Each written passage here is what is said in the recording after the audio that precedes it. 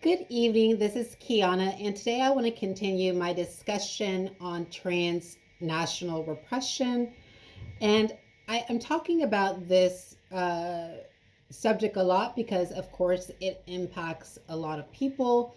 And there, it, you know, what I've discovered is that not a lot of people know what it is or understand what it is. For example, when people think about the word transnational, they often think that it is associated with trans people or transgender people, but that is not what the word means. Transnational is a word that means happening between two or more countries. So when you think about transnational repression, what it often involves is one country silencing the dissent of its citizens in another country. But realistically, transnational repression does not always take place outside of the host country. So when we're looking at transnational repression as a whole, we have the country of origin, and then we have the host country. And so the host country is this new country, this foreign country that the person is in, who is either speaking out against human rights violations, or they are engaging in a specific type of human rights activity that has come to the attention of their country of origin. And this kind of activity has either embarrassed or upset the country of origin. And I'll give you an example. Let's say, for instance, you have a citizen from Russia that is within the United States of America, and that Russian citizen is advocating for the rights of LGBTQ people in the United States, and that energy gets back to Russia. So, for example, that person is within the United States, and they're talking about human rights abuses that's happening in Russia, and that situation happens to get back to the Russian embassy within the United States or Russia itself. What will happen is that these countries will send a person to examine your activity. So basically, they're going to scrutinize what you're doing, and then they are going to work to discredit the information that you are speaking about.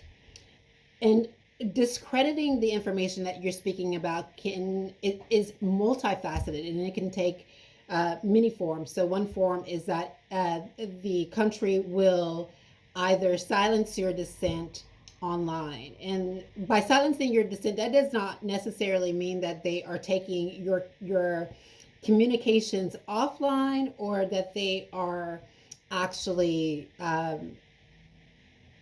stopping you from being able to upload information online. You can very well upload information online, but that information might not be seen by a majority of the population.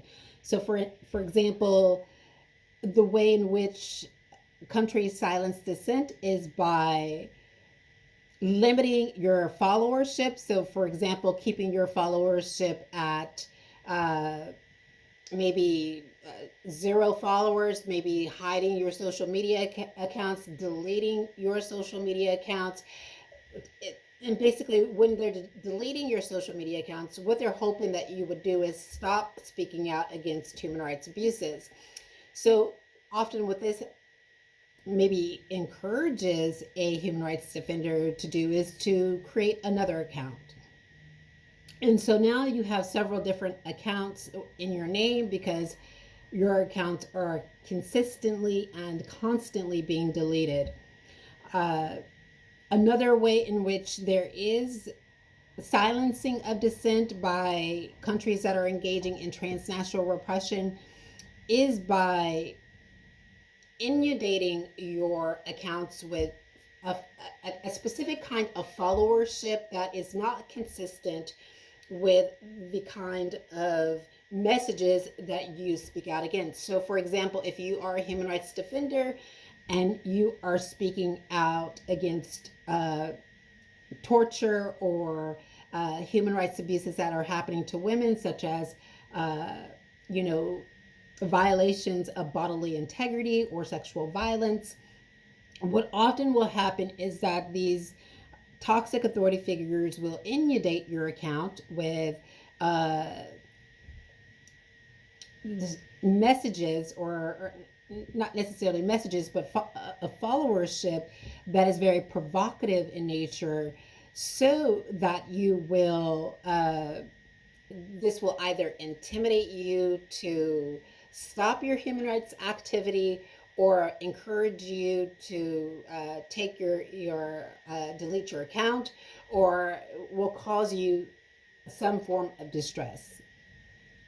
So this is, when we look at it as a whole, what this is called under the phenomenon of transnational repression is called digital threats.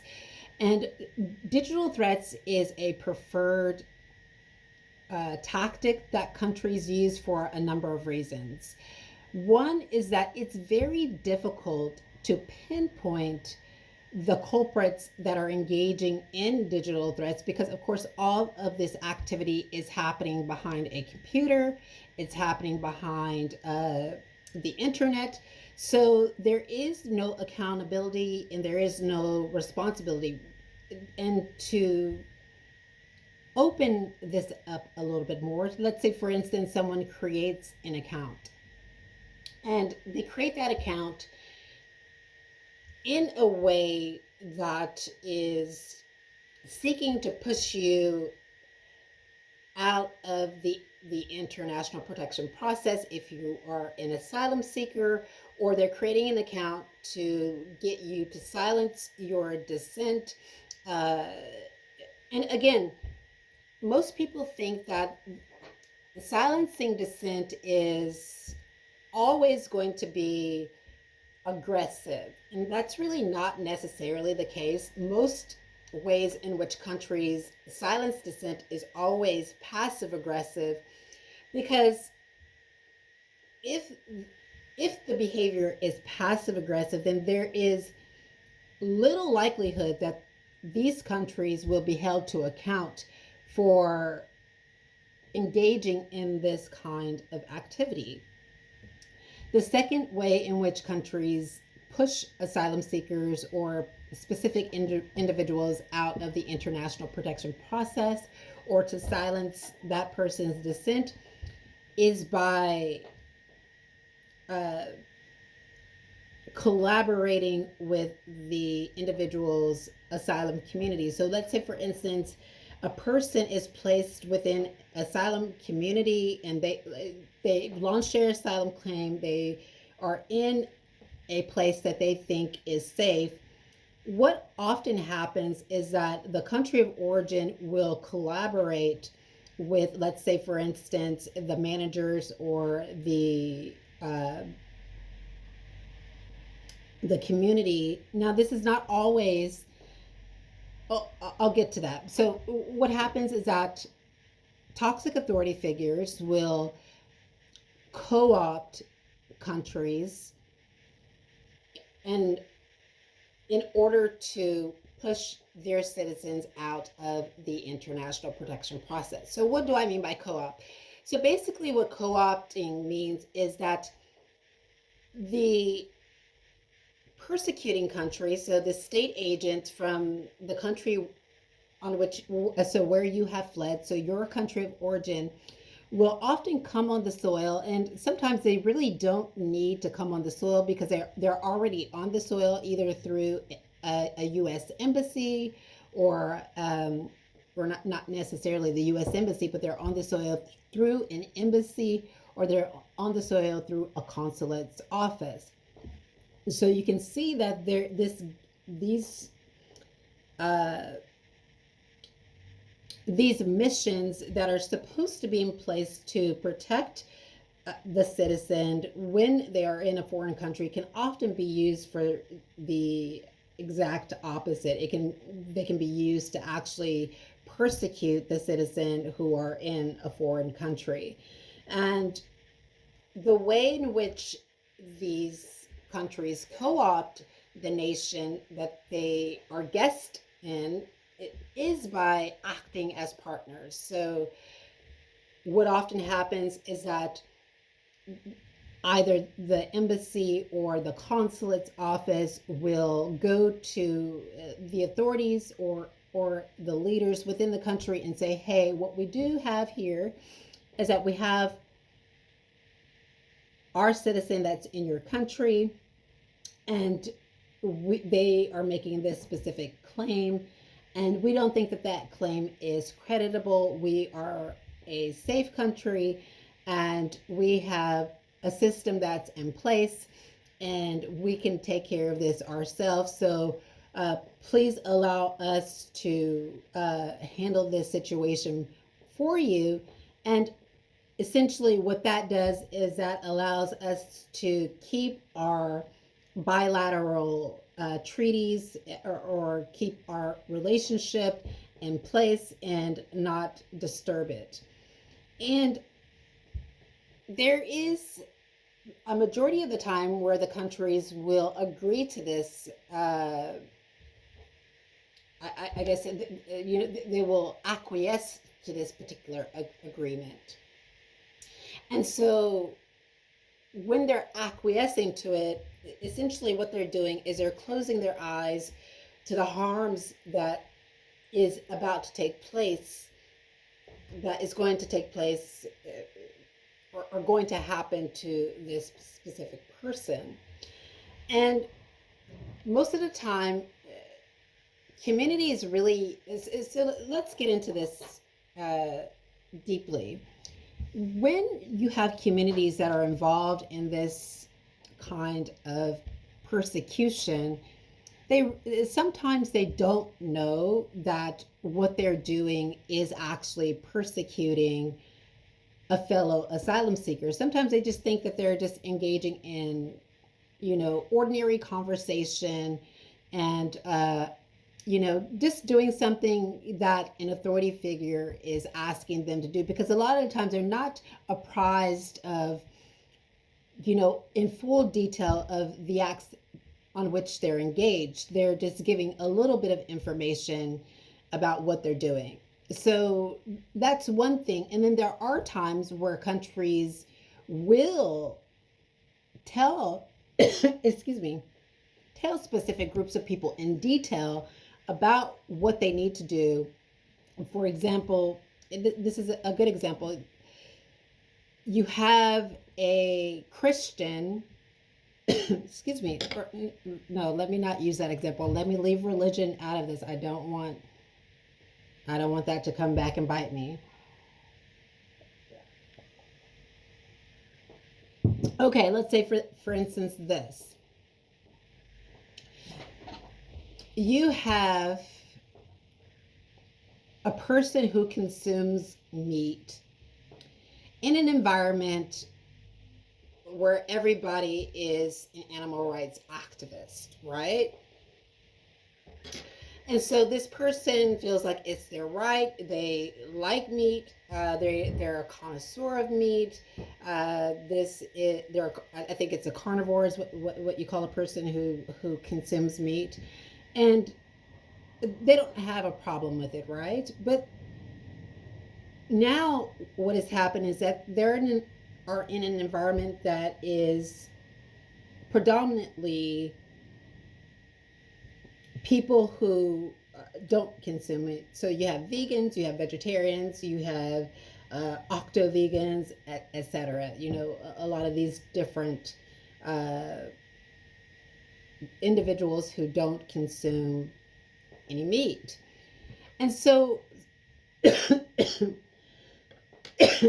This person who is consuming meat can be an activist for the right to consume meat, and they're in a group of people who may advocate for the right not to consume it because they feel like, it's immoral or, you know, contrary to the rights of the animal. And so the way in which transnational repression works, there is a specific element to it. So this isn't the heightened element of transnational repression. We're talking about, which is low on the bar, but is still persecutory to the person who is experiencing it.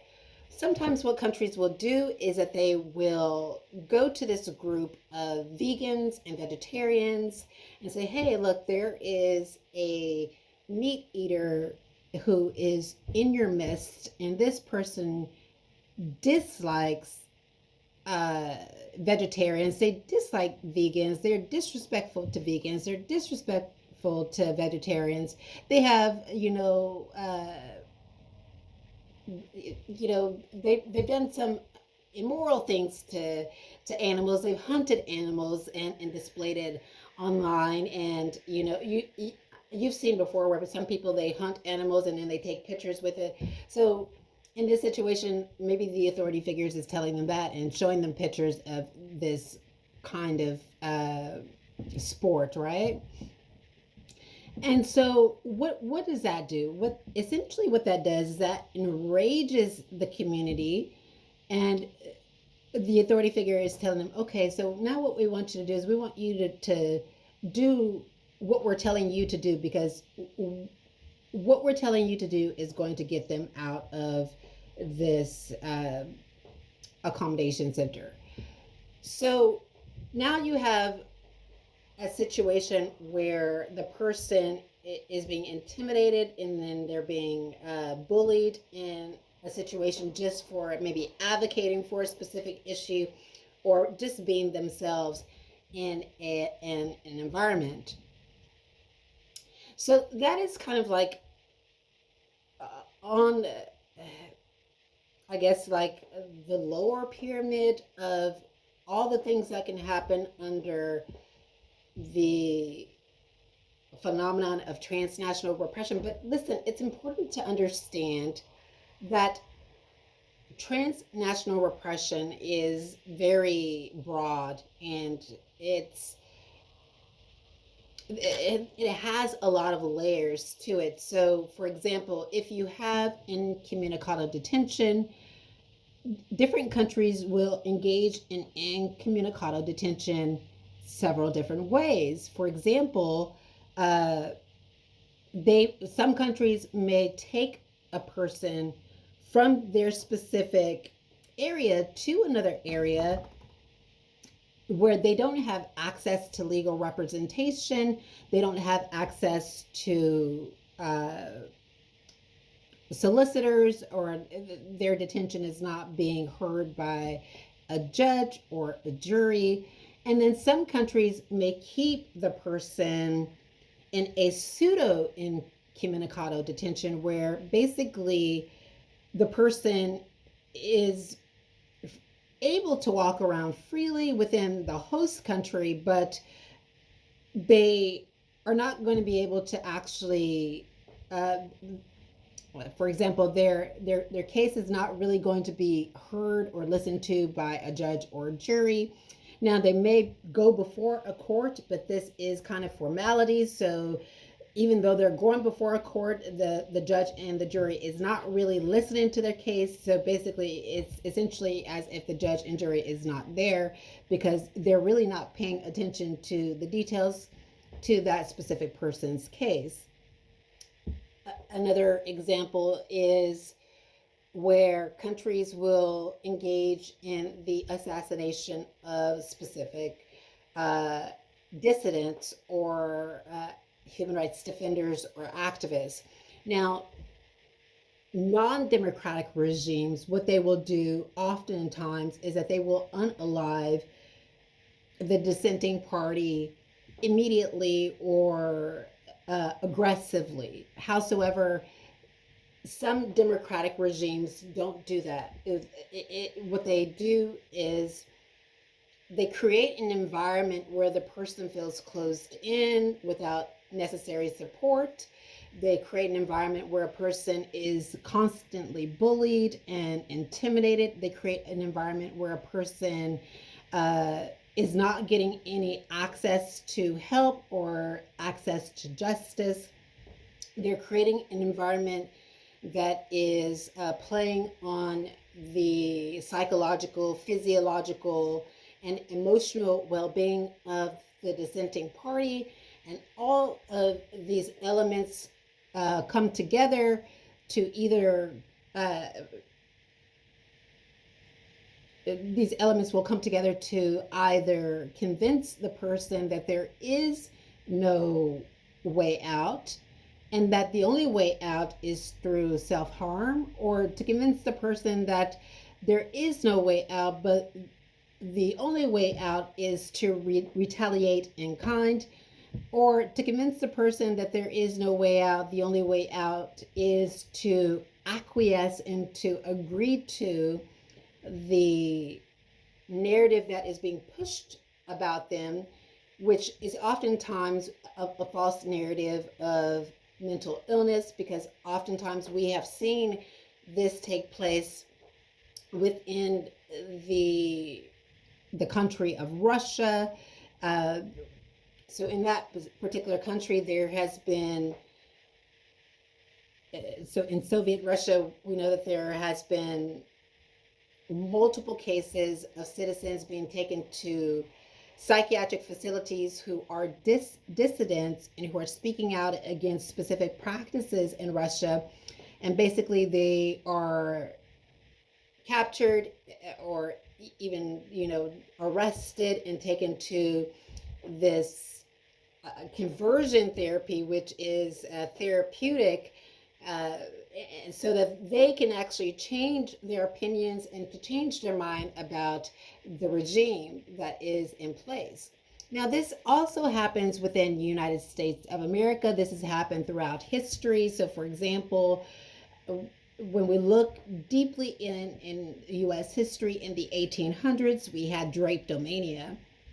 And basically what Drapetomania was is where enslaved Africans would flee their persecution, so they would not acquiesce and not agree to be enslaved, and would often vocalize that they didn't want to be enslaved. They would vocalize that they don't want to live on the plantation. They would often flee this kind of ill treatment, of being chained and in bondage. So essentially escape this bondage and flee to a place where there was likely no bondage.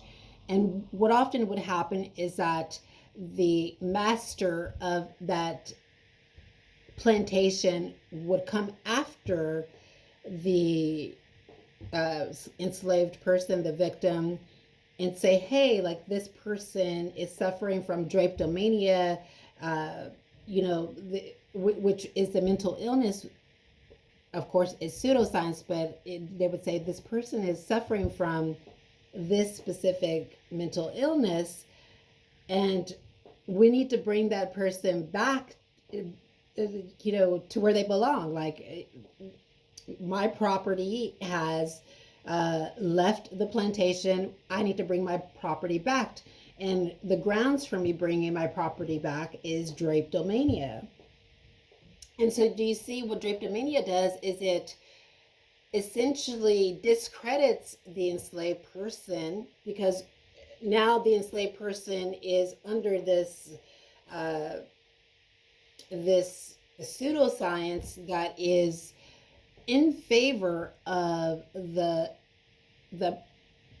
slave master, and they most of the time can't rebut that presumption that they are suffering from drapetomania, because there is a lack of power. There is a power differential there.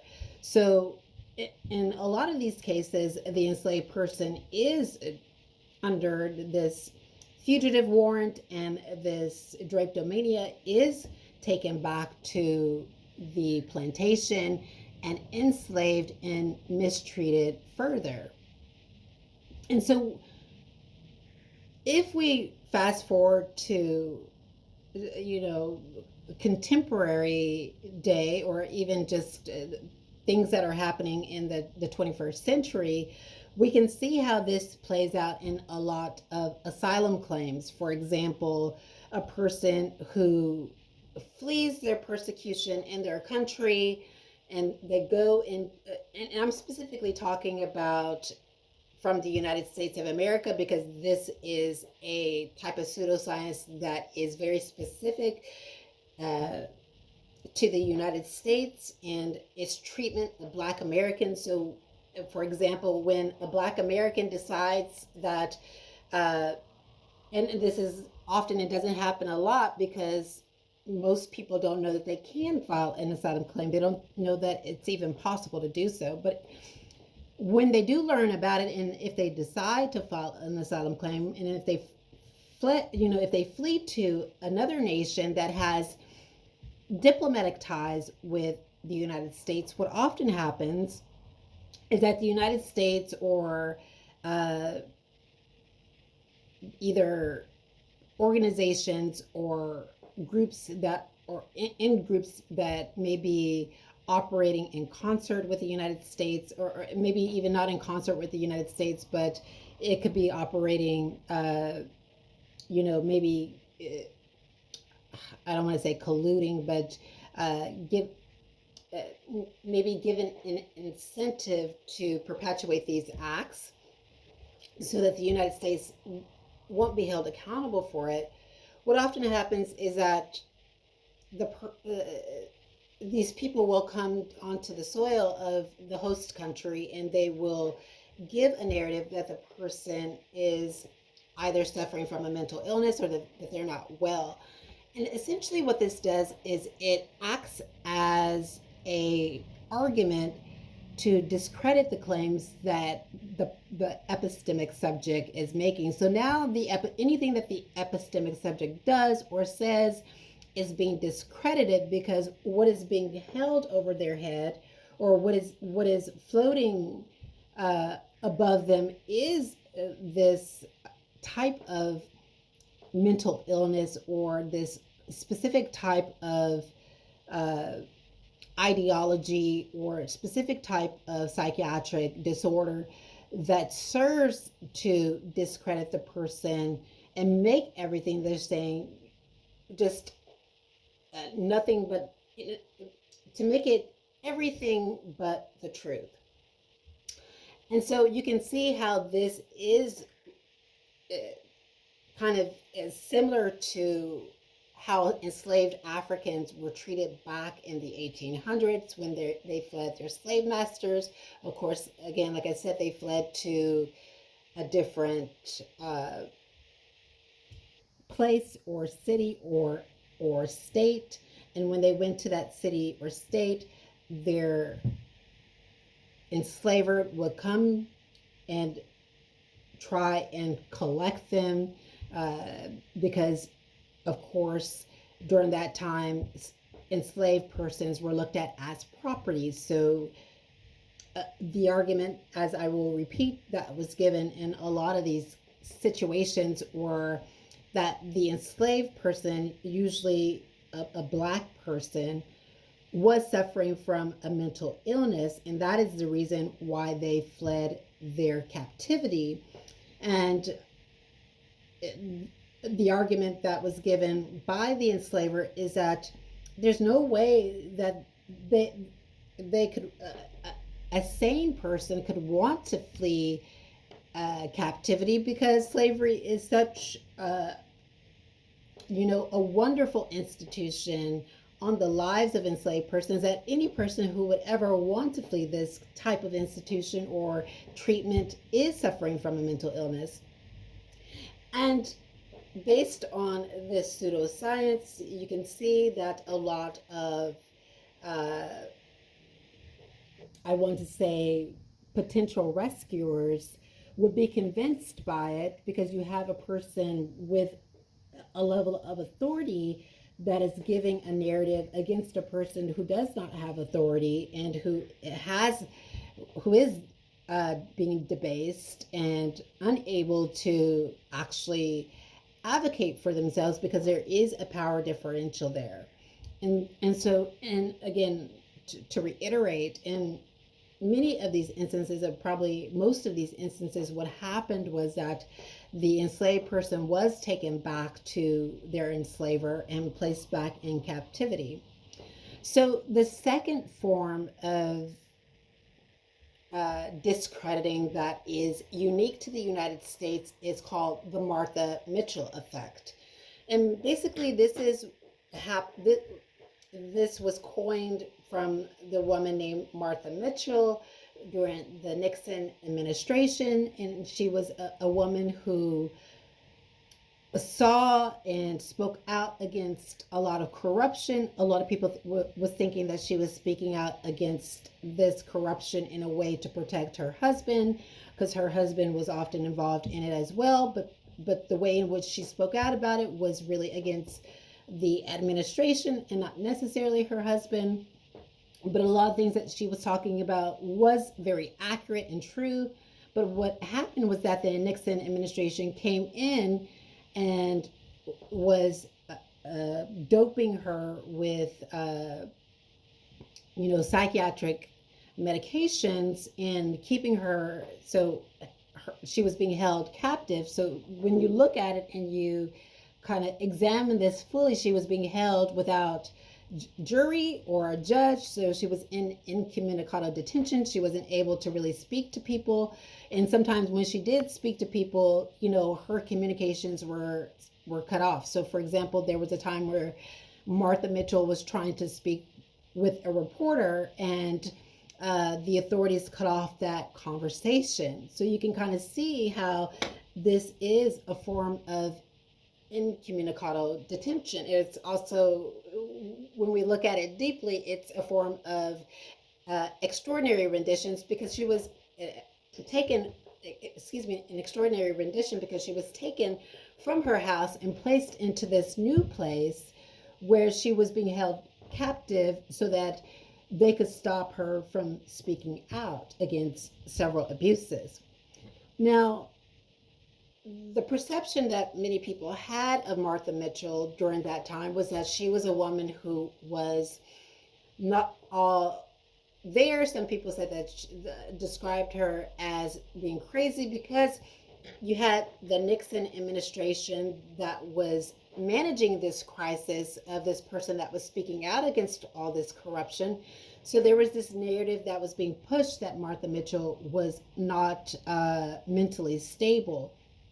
But still what happened was that all the abuses that Martha Mitchell was speaking about was really true, that all these things that she was talking about was not a figment of her imagination, was not a hallucination, but that it was true, that the Nixon administration was participating in a lot of corrupt practices and acts.